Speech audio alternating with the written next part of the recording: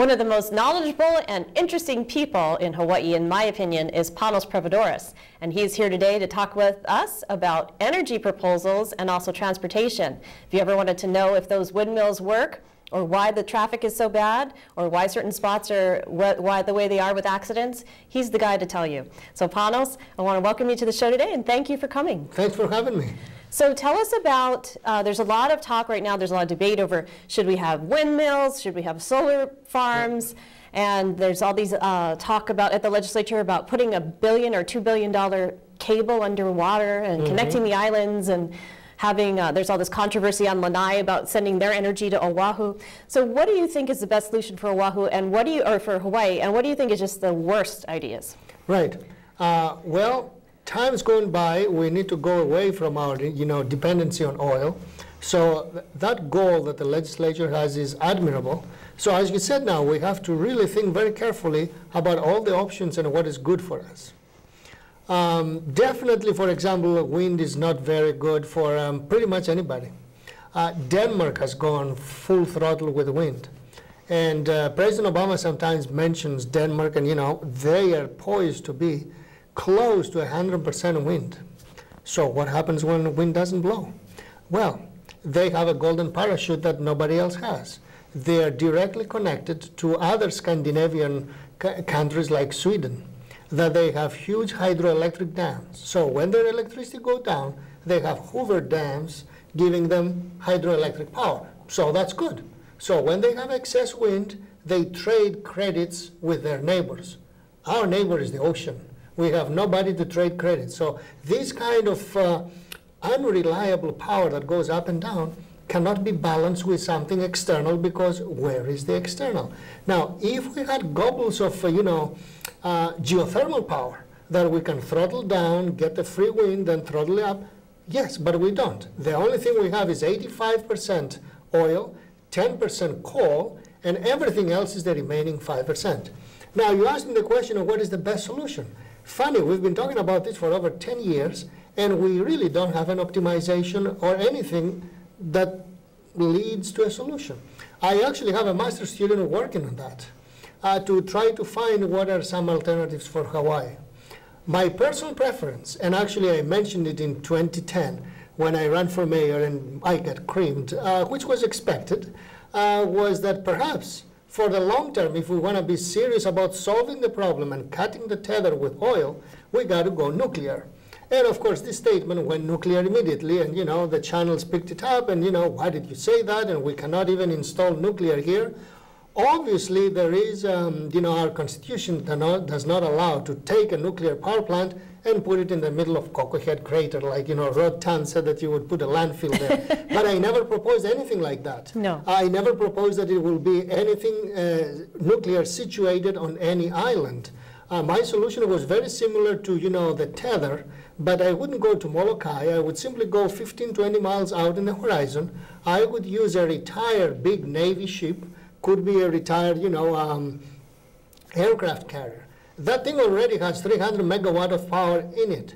Put a couple more, and there is half of consumption of Oahu floating away of the horizon, totally safe in hurricanes and all. It's just simply going to bob up and down, and then it gives us with cable the electricity we need. We are so disingenuous here in Hawaii because, thanks to Senator Inoue, we have 15 nuclear submarines allocated to Pearl Harbor. 7 to 8 of them are always in Pearl Harbor one time or another. And that's about 700 megawatts of nuclear power in a state that supposedly does not have nuclear. So, well, what are we avoiding? And the risk and the danger of this, going pow, it is so minute. I mean, it took a giant earthquake and a giant tsunami to destroy partially one very old power plant that was, very unfortunately located right there at the shore. So, I mean, really, and even then, the disaster was contained, and there was not a single fatality from a disaster of such a big magnitude. So I'm not afraid to bring up the nuclear solution, because Right now it's scalable. You can go pretty small, or you can go, I wouldn't recommend for Hawaii, the mega factory that they are planning for outside Atlanta in Georgia, because that's going to be 2 giga. We don't need 2 giga for anything. I mean, it's we don't have the population, the demand for it. So other than that, we seem to be spending, approaching now, $500 million in subsidies and direct expenses in solar. I got solar panels because of the federal and the state credit, and given that we have such expensive electricity, in 6 years it pays off for itself. But that's because my fellow Americans on the mainland and my fellow Hawaiians in Hawaii paid 1/3 the cost each, and the Prevedouros family paid only 1/3 out of pocket. In this way, it makes sense. But if I had paid for the whole thing by myself, I would need 18 to 20 years to pay it off. That's not a good investment for most people. And the power is very small. And of course, I have a meter that reads, and when it's cloudy, instead of saying 3,000 watts, it says 300 watts. And once it gets to be 6:30 at night, it says 0 watts. Then what? Back to oil. So again, solar, yes, it's a stopgap. It'll buy me 1% of the whole island, 5% of the whole island.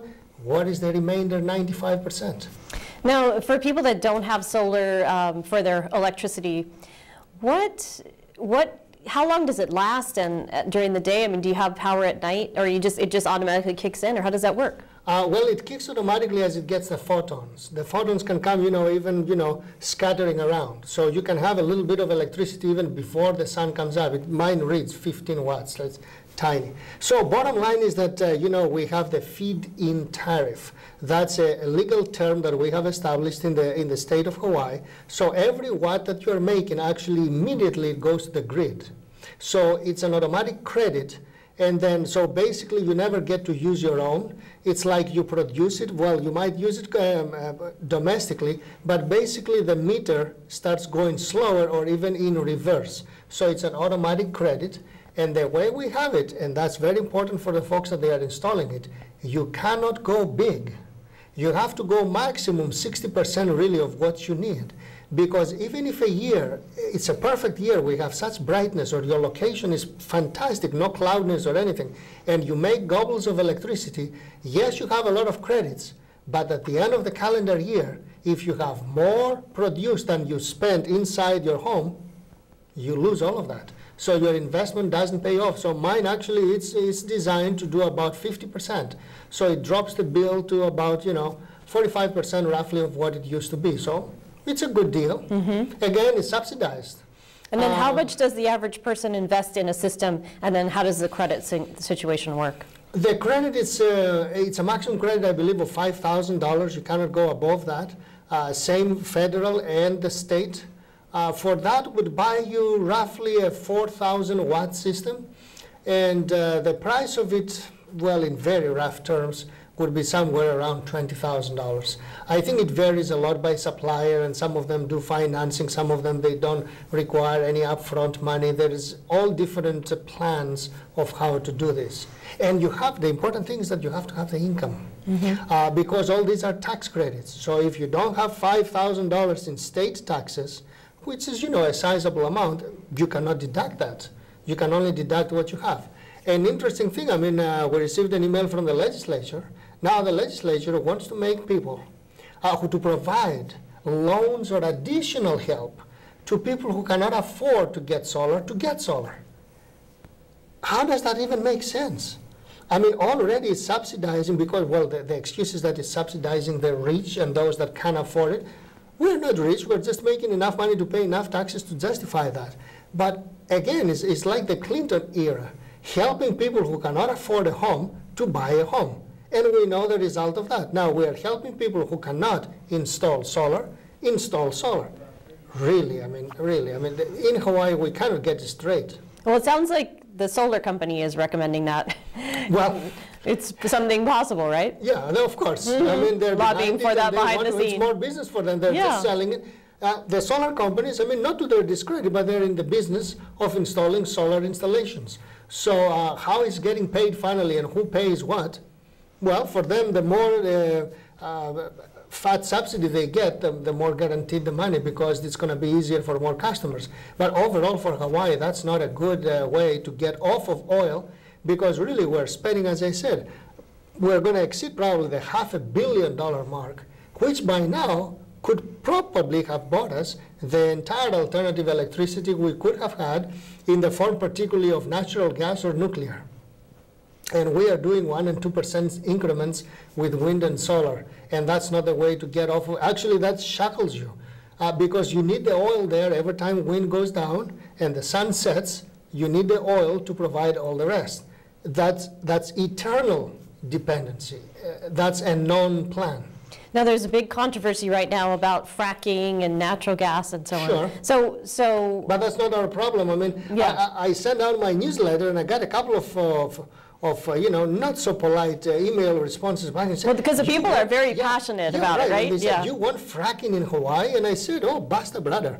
I mean, there is nothing to frack over here. I frack it, it's just lava, more lava, there is nothing there. It has to be, geologically, the area, like the mainland U.S., Poland has huge, Russia and China. Geologically, the ground has to be very old. So for those organic things that they need to have been there for millennia to have produced those oils and gases, etc. Hawaii has absolutely nothing. I mean, I can frack all I want. You can do the process.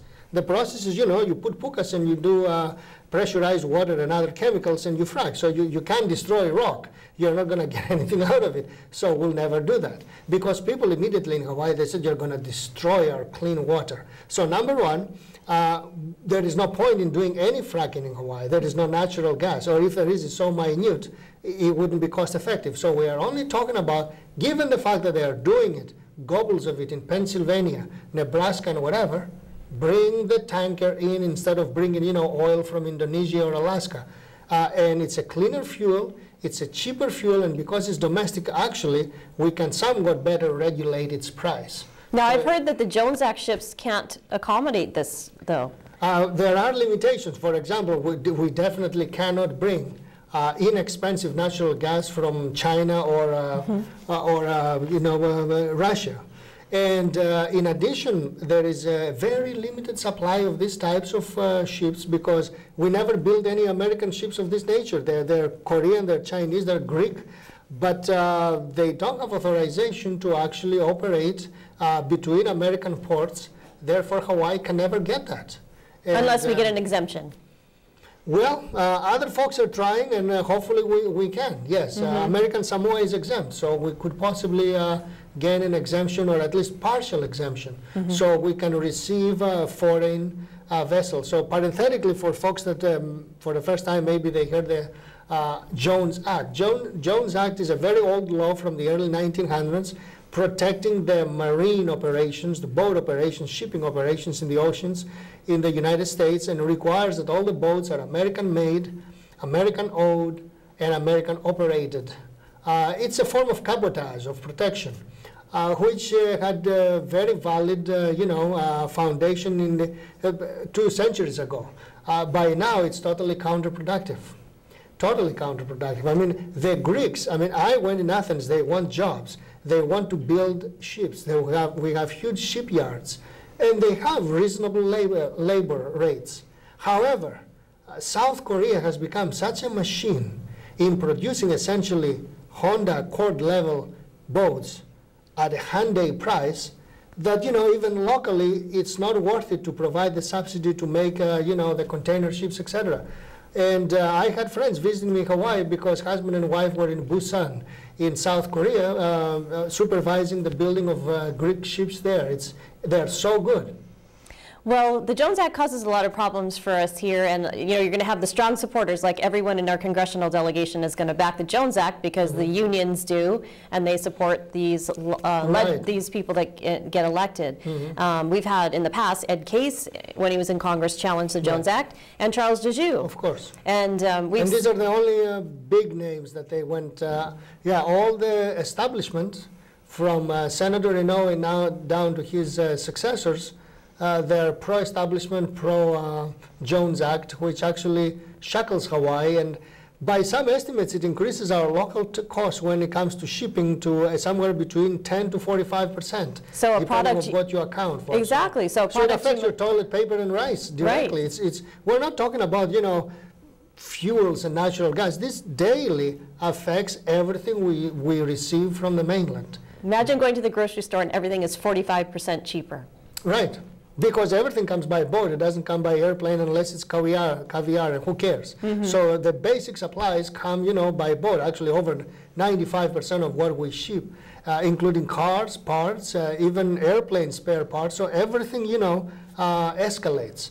And that's how, you know, they can start from a 10 to 30% cost of Jones Act, but then because one part affects the other, you may have actually escalation up to 45%, raising the cost of everything we receive. All right, now we've covered energy and we've covered transportation over the ocean, but what about transportation, especially here on Oahu where we have so much congestion? Right. You've come up with some really good ideas on how to make traffic better. What do you see us being able to do realistically, and what are some of the projects that have worked? Well, projects that work usually hinge about taking care of bottlenecks. There are some locations that it is too obvious, because you see the line of cars behind them, that whatever we offer there as capacity, 2 lanes, 3 lanes, 5 lanes, is not enough. So you can try to put buses next to it or a train next to it, but when the line is 5 miles, there's so much that of those people that they could fit on a bus, an express bus, or on a train. So bottom line, the answer is what the problem clearly indicates: add lanes. So basically we need, particularly from the corridor, from the H1, H2 merge, to some place in downtown, before Chinatown, for example, to Kalihi, for example, to the airport, to add 1 or 2 or maximum 3 express lanes, which, like in Tampa and other places, we can actually run them with tidal flow and reversible. So all you need is basically 2 lanes, town-bound in the morning and out of town in the afternoon. That would take care of a big part of the problem, from the Mililani folks and the Kapolei, Waipahu folks to come to town, Kalihi, etc. And then, of course, the city has been working slowly in a stopgap way with the traffic lights. But we need a master plan for the traffic lights. Oh, they're so awful. Even from East Oahu on the weekend and after 8 o'clock, for some reason, every single light stops you. It's so out of sync. I believe that, you know, for reasons I don't understand, because, you know, after 6 p.m. supposedly the tidal flow is gone, and after that there is random flow. Basically they go into an individual intersection plan, and those can really drive you bonkers on a very long stretch, because every traffic light doing its own thing. But if you try to cross town or to come from Hawaii Kai or other major arterials, you can waste 2-3 times the amount of time if the whole thing was coordinated. It takes me as long to go from Hawaii Kai to town during the morning rush hour as it does on the weekdays, as it does on the weekend, just to get into town when there's supposed to be no traffic, because every light stops. Right. It's right. Yeah. We got to do something better about that. And you know, there are places that are just simply too obvious, like Kalanianaole Highway from Hawaii Kai to Kahala, because there is no conflicts. It's just a 2-way street going back and forth. So it should always be coordinated, because the bulk of traffic is east-west. And then, you know, the side streets will get their due green, but, you know, not at random times, at times that coordinate the main flow. Exactly. This can be done. It's a homework exercise for seniors in engineering, but then for some reason, city doesn't, get it together when it comes to it. I think I don't know, maybe they have some kind of investment in the gas industry or something. Yeah, well, that's, yeah, maybe. Who knows? But so what, in terms of we've always heard about this master traffic plan, right, for the traffic center for the city and the state, and they're all going to work together and everything's going to be coordinated, but that's never happened yet. Do you know anything about that? It's never happened yet. It's interesting. I mean, they pretend that they will work together, but they are not working together. That's the clear thing. Because I know in other signal projects, it's just project by project and a bunch of sequential approvals and all, while everything, when you want to look at traffic, the key word is simultaneous. Because now all the people are in traffic doing whatever they are doing, and we're supposed, city, state, and whatever, work together and time it correctly, so it doesn't matter what the jurisdictions are. but they don't work this way. They don't work. And unfortunately, the state sometimes is, when it comes to signal equipment and everything, is a roadblock. The city supposedly manages everything, but quite a few of the key traffic lights, for example, Kalaniana, all the highways are state jurisdiction, and the city really cannot work on them and do good or bad things without the state's approval. And when you have two agencies trying to get along and see what it is, and then they say, okay, I can do this, but I also need $50,000 for that. And the other guy said, well, it's interesting, but I don't have any 50,000. So, you know, the simplest thing can take 3 years to do, because those $50,000, they had to go through a proper process of approval to become available. And by then, the solution they were looking for, it is so stopgap that the light before and after it are off kilter. So the one that you were trying to fix in the middle, now even if you fix it, it doesn't even communicate with. So it's such a lose-lose proposition for so long. You work a lot with your students at the University of Hawaii on plans to make the roads better. Yeah. And some of those have actually, and you've suggested some and done studies for the Department of Transportation. Right. What are some of the projects that have worked that you've worked on? I think the one that comes to mind now is the one on the freeway. Everything that we have proposed has worked. It's just that, you know, it takes them forever to do it. I'll take you through a list of them. The first was, you know, the Lunalilo ramp that takes you, in the morning, it takes you to Vineyard instead of trying to get 2,000 cars wedged in front of the cars that they exit Lunalilo. That was a great success. Then there was on the other side, the Liliha-Pali Highway. The freeway had a mysterious narrowing there, so everybody at Liliha had to wedge in, and then everybody then who wanted to exit at Pali had to go out. We simulated, and then we built a continuous fourth lane. That has done wonders. Then on both sides by Ward Avenue, the freeway was only 3 lanes wide, and we decided that since it had shoulders and a lot of congestion, that they should do narrower lanes and 4 lanes. That has worked quite well. The city has deployed it as a pilot, but the pilot, you know, if they don't get any significant rise in accidents, they will make it permanent. We worked on the PM zipper lane. For some reason, it started and it's stuck. People are sending me emails and they say, why is it not completing? Probably they must be having a structural problem of some nature, but I don't know the details.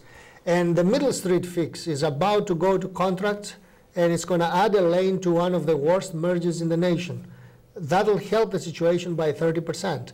Again, all of these, Malia, were in reports between 1998 and 2004. It's almost 2014, 10 years later, and half of the big projects haven't even been done. So it is very slow. So when you're slow, you're not even catching up. You're always way behind the problem solving. So what is it that takes so long? Do the government have to get the funding or get the EIS, or what is it that has to be done? All of it? All of it. All of it. Well, to be clear about it, when the university decides something and we do simulation, we do not complete the study. In other words, we give the results and we say, if you build it like this, it will work, it will do X% better. They have then to find the money to subcontract the design. So they have to do preliminary engineering and design. Mm-hmm. After they find the money, the design will tell them, now, this $500,000 design project will cost you $150 million to build. Now they have to go back somewhere in the budget and find the $150 million to actually build it. And once they find that, they have to go to bid. Sometimes the bids are being, you know, disputed. So unfortunately, public works do take anywhere between 3 to 5 years. But I think in Hawaii, they take between 6 to 10. Mm-hmm. And we're going to see the thing that blow up on our face when it comes with a rail. Already, rail is 2.5 years behind, and it hasn't substantially started. So it is a mega project that it's going to be a 20-year nightmare for us. I mean, there's no way around it. The city says they'll complete it in 6 years. They don't know what they're talking about, clearly. Mm-hmm. I mean, they will never go out and say that. But, you know, H3 was a simple project. Most of it was in virgin lands that, you know, yes, sure, we have to be respectful of Hay House, but the engineers were quickly, you know, to make an S-curve. There is no S-curve on Dillingham. Mm-hmm. Once they start suing you about eminent domain, once you start finding one EV after the other, and what's going to be the delays? And you know, Bishop Estate doesn't want an elevated structure in Kaka'ako, so by then, 10 years down the road, Bishop Estate can go all up in the air and say, no, this is just too big and too ugly. You're going to ruin Kaka'ako for us, and we own Kaka'ako. So it's going to be a huge problem. And then we'll have to see if this particular mayor stays in office, and now that we don't have Senator Inouye, if what's going to happen. And well, of course, we know the sequester is coming. Let's see. I'm almost 100% sure that one version or another of sequestration will come in. So I don't know what the hit on the rail is going to be, 4%, 8%, or more. So these are serious millions of dollars that we need to find somewhere else. And if anything happens with either lawsuit, because you have the state lawsuit with the EV, and the federal lawsuit going to the Ninth Circuit. So anything happens with that and they have to start all over again, it's going to be pretty tough to get the money. Right. Already about the EV, they say the city says that if everything goes according to plan, because they completed the field work, now they're writing the reports that are going to go through the historic preservation. If they get all the okays, which is a big if, they'll start sometime in the fall. So it means the project is well stuck until September, October, and then by then the federal appeal might start kicking in, and you know, as I said, 20 years plus, and you know. So you're still working on some projects with the students?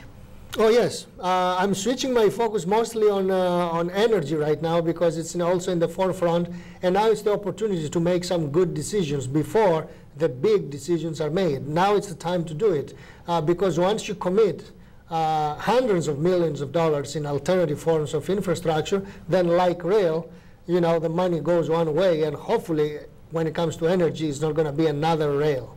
A lot of people are concerned that the Hawaiian Electric Company charges so much. We have the highest electricities in the nation, and so they are looking for answers. So I'm sure they'll be happy to see what you come up with. Sure. It is a major truth. I mean, most people are so upset that we have, you know, gasoline or fuel that is 40% more than mainland. Our electricity is 300% more than mainland. I mean, it is outrageous. And when you try to do, you know, implementation of electric vehicles, they are not even cost effective. Because if your electricity is 3 times more, well, okay, that nice Nissan little Leaf is rated at 90 mpg equivalent. Divide by 3, takes it down to 30 mpg. You can find a lot of competing cars at 30 mpg, and many more, like the Prius, that it's even more efficient than that. Okay, we're going to do a whole other show just on cars. Which car is the best car? I know you like to talk about that. Sure. All right, and people can learn from that for sure. All right, Panos, people can catch you on your blog, which is? Yes, it's Fix Oahu, one word. If you go Google one word Fix Oahu, and it'll go to my blog, and then you can find my details right there. Fix Oahu. Yeah. Got it. All right, thanks, Panos, so much for joining us. We'll have another show again soon. This has been News Behind the News. Aloha.